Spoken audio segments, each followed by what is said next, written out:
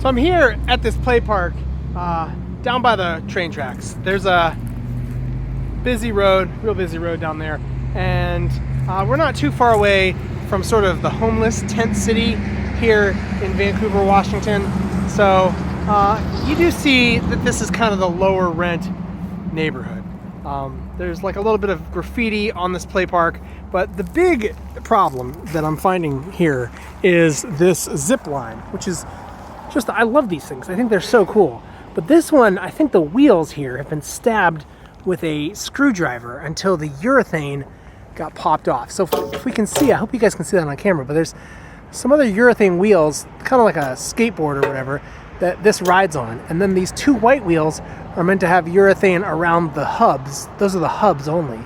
And that's meant to keep it centered down the center of this track, because as it is without those wheels, it goes to the edge and rubs, and so you don't get nice, smooth, free movement. So what needs to happen is we need some new wheels for that. And hey, I own a 3D printer, so let's see if we can't fix that. What I'm gonna do is take a picture using my knife here as a reference size, because I can measure this with caliper when I get home. So hopefully I'll be able to model up and print up some nice new wheels using just this as the reference in the photo. Let's see what we can do.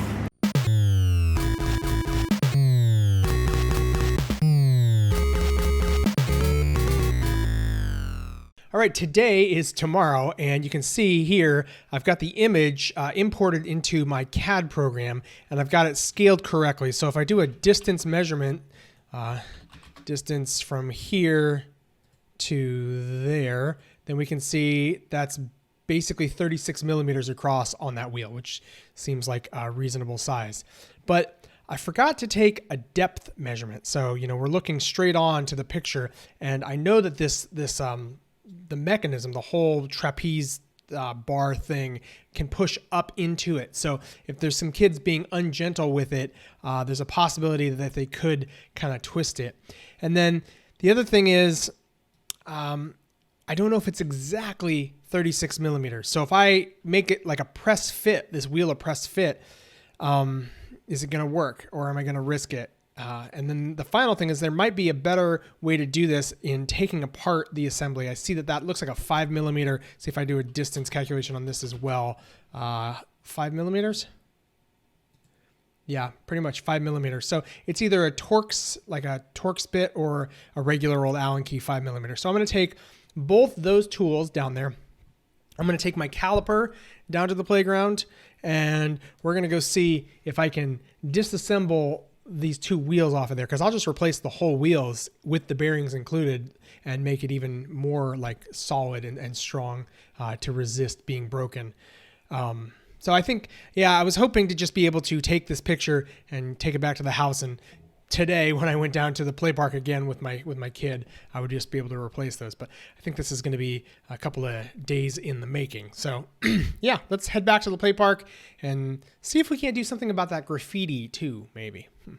Well, just in case I get it right the first time, which never happens, but I've drawn up, you can see this geometry here. So I drew that up, and I've got it here in my, this is my already made factory file, Simplify 3D. I'm still using it a little bit. I'm also switching to Kira, but I'm using this when for times like this, when I already have a factory file made. So this should be a reasonably strong and 12-minute print on my very fast Delta printer. So I can get 2 of these done in half an hour just before we leave. So about time to start getting the kid ready to go for the bike ride. And by the time we're done, I think these prints will be finished. So let's see. Maybe we'll be finished with this project today. Cross your fingers.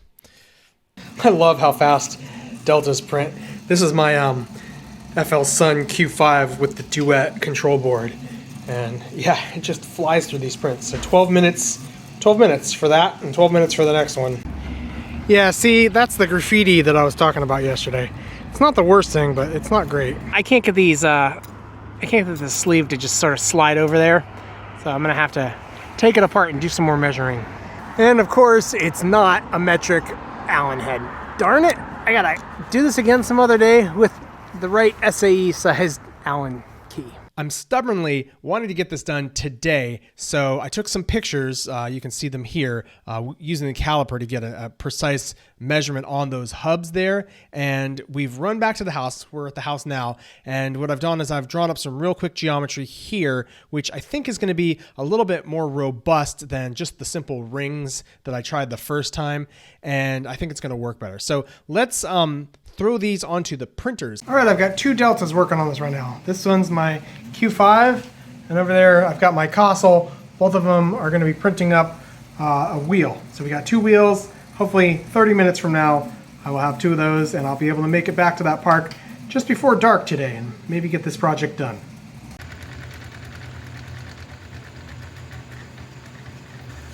And done. Let's go back to the play park. All right, well, the sun just set, and I think this is gonna work.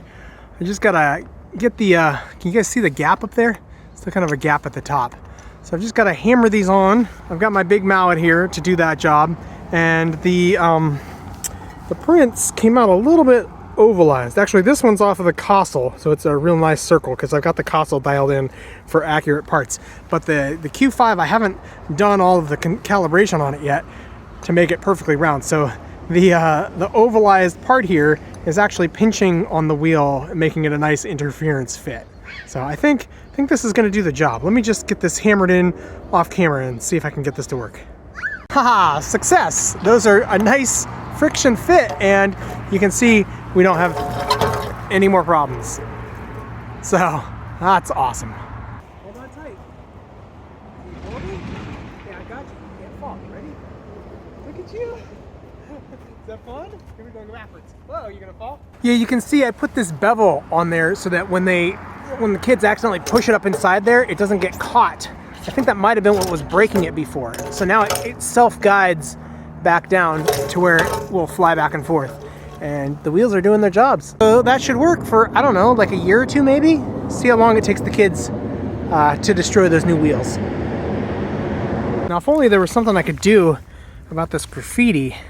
But I think this is, God, actually, this might be some sort of, it's pretty slippery. This might be anti-graffiti plastic. I might be able to use some, I don't know, maybe some, what do you call it? Acetone to get this off? That's a project for another day. Okay, let's go this way. Hold on tight. You got it? Yeah. Okay, here we go. Okay, hold on tight again. Here we go. Ready? Oh, hold on.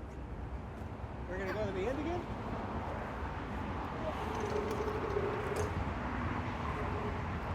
You want to try to go all the way to the end of the end? You still holding on? You got it? Okay, there's a hard push.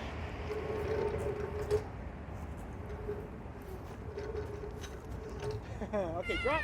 Drop. Is that fun?